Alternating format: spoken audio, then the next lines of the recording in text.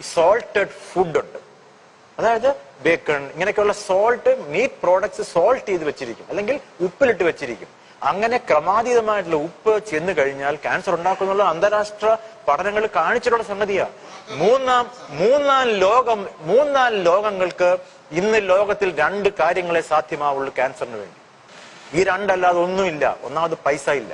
പൈസ ഇല്ലെങ്കിൽ ക്യാൻസറിനെ പ്രിവെന്റ് ചെയ്യണം. പൈസ ഇല്ലെങ്കിൽ ക്യാൻസറിനെ നേരത്തെ കണ്ടുപിടിക്കണം. നേരത്തെ കണ്ടുപിടിച്ചു കഴിഞ്ഞാൽ ഏറ്റവും കുറഞ്ഞ ചെലവിൽ ട്രീറ്റ് ചെയ്യാം. ക്യാൻസറിനെ പ്രിവെന്റ് ചെയ്യാൻ സാധിക്കുമെങ്കിൽ ക്യാൻസർ ചികിത്സയ്ക്ക് വേണ്ടി പണം മുടക്കണ്ട, നല്ല ക്വാളിറ്റി ഓഫ് ലൈഫ് കിട്ടും. അതാണ് ഈ സോൾട്ട് ചെയ്യുന്നത്. 3 നമ്മൾ പറഞ്ഞത് മൈദ. മൈദക്കകത്ത് എന്താ ഉള്ളത്? Only starch. ഫൈബറുകളില്ലാത്ത ഭക്ഷണം. തിരുവനന്തപുരം മുതൽ കാസർഗോഡ് വരെ പോയി കഴിഞ്ഞാൽ മലയാളി ഇന്ന് കഴിക്കുന്ന സ്റ്റേപ്പിൾ ഫുഡ് കപ്പ, മീൻകറി അല്ല, പൊറോട്ടയാണ്. ഇത് മലയാളിയുടെ കൾച്ചറായി മാറിക്കഴിഞ്ഞു. ഇതുമൂലം ഉണ്ടാകുന്ന കുടലിലെ രോഗങ്ങളും ക്യാൻസറുകളും ബാക്കിയുള്ള കാര്യങ്ങളെ പറ്റി ഒരു പഠനങ്ങൾ ആൾക്കാർ നടത്തുവാണെങ്കിൽ അമ്പരിപ്പിക്കുന്ന ഇൻഫർമേഷനാണ് കിട്ടുന്നത്. അതിൽ ഉപയോഗിക്കുന്ന ഓയിൽ സഹിതം. 4ാമത്തെ കാര്യം പാല്. പാലിനെ പറ്റി പറയുമ്പോൾ ആൾക്കാർക്ക് എപ്പോഴും വിഷമമാണ്. എങ്ങനെയാണ് ഈ പാല് ക്യാൻസർ ഉണ്ടാക്കുന്നത്? അത് അറിഞ്ഞിരിക്കണം. പാലിനകത്ത് പ്രോട്ടീന്, ഷുഗർ, ഇങ്ങനെയൊക്കെയുള്ള സാധനങ്ങൾ അല്ലാതെ ഒരു കുഞ്ഞ് വലുതാകണം, പ്രായമാവണമെങ്കിൽ അത് ഭക്ഷണം കഴിക്കാൻ തുടങ്ങുന്നത് 3 മാസം 4 മാസം ആയിരിക്കും നമ്മൾ ഭക്ഷണം കൊടുക്കാൻ തുടങ്ങുന്നത്. ഇതുവരെ എങ്ങനെയാ കുഞ്ഞ് വലുതാവുന്നത്? കുഞ്ഞ് വലുതാവണമെങ്കിൽ അമ്മയിൽ നിന്ന് കുഞ്ഞിലേക്ക് പാസ് ചെയ്ത് കൊടുക്കുന്ന ഗ്രോത്ത് ഹോർമോൺസ് പാലിലുണ്ട്. അങ്ങനെയാണ് കുഞ്ഞ് വലുതാവുന്നത്. കുഞ്ഞിന്റെ പല ഹോർമോണിനെ ഉദ്ദീപിപ്പിക്കാൻ കഴിവുള്ള ഹോർമോൺ അമ്മയിൽ നിന്ന് പുറത്തേക്ക് വരും. പശുവിന്റെ പാല് കുടിക്കുമ്പോൾ പശുക്കുട്ടിക്ക് ഉദ്ദീപിപ്പിക്കാനുള്ള സാധനമാണ് നമ്മൾ കുടിക്കുന്നത്. ഇതാണ് സത്യം. ഇത് മനസ്സിലാക്കണം. അടുത്തത്, പാലിനകത്ത് ഗാലക്ടോസ് എന്ന സാധനമുണ്ട്. ഗാലക്ടോസ് എന്ന് പറയുന്നത് സ്പ്ലിറ്റ് ചെയ്ത ഒരു പ്രോഡക്റ്റ് ആണ്. ഈ galactose breast cancer, uterus cancer, ovary cancer ഒക്കെ ഉണ്ടാക്കുമെന്ന് ഞാൻ നടത്തിയ പഠനമല്ലാതെ ഇത് ഹാർവാർഡ് മെഡിക്കൽ യൂണിവേഴ്സിറ്റി 1988 പബ്ലിഷ് ചെയ്ത ഡേറ്റ ആണ് ഞാൻ പറയുന്നത്. അടുത്തത്, പാലിനകത്തുള്ള ഏറ്റവും അപകടകാരിയായ സാധനമാണ് ഇൻസുലിൻ ലൈക്ക് ഗ്രോത്ത് ഫാക്ടർ. ഈ ഇൻസുലിൻ ലൈക്ക് ഗ്രോത്ത് ഫാക്ടർ എന്ന് പറഞ്ഞാൽ ബ്രസ്റ്റ് ക്യാൻസറിനെ ഏറ്റവും കൂടുതൽ പ്രകോപിപ്പിക്കുന്ന അല്ലെങ്കിൽ സ്റ്റിമുലേറ്റ് ചെയ്യുന്ന കാര്യമാണ്. പശുക്കുട്ടിക്ക് 8ാം മാസം ആകുമ്പോൾ തള്ള പാല് കൊടുക്കാൻ സമ്മതിക്കത്തില്ല, പശു തൊഴിച്ചുകളെ. എന്നാൽ 80 വയസ്സുള്ള വല്യമ്മ വരെ ഈ പാല് കുടിച്ചുകൊണ്ടിരിക്കും. അതിന്റെ സെൻസ് ഇല്ല, അർത്ഥമില്ല.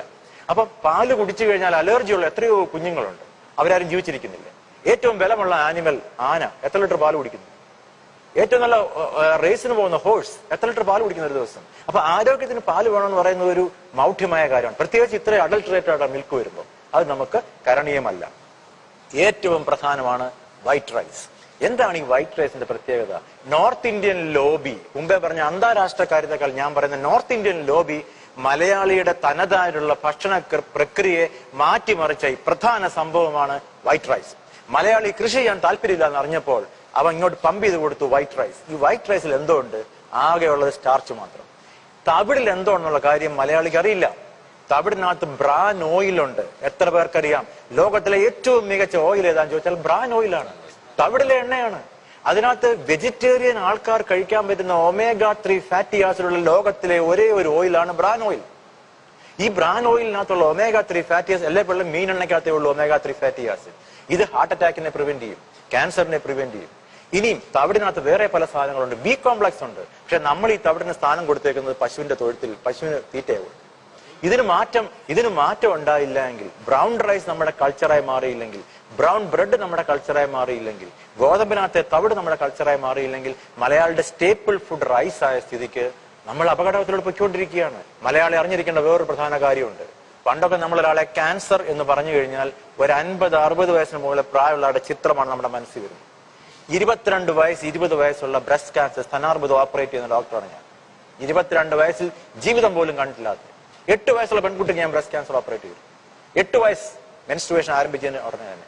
അപ്പം സ്ഥാനാർബുദം, ഒവേറിയൻ ക്യാൻസർ, യൂട്രൈൻ ക്യാൻസർ ഒക്കെ ചെറിയ പ്രായത്തിൽ, യങ്ങർ ദാൻ 20-25 എന്തുകൊണ്ടാണ് വരുന്നത്? പണ്ട് കാലം എന്തുകൊണ്ടില്ലായിരുന്നു?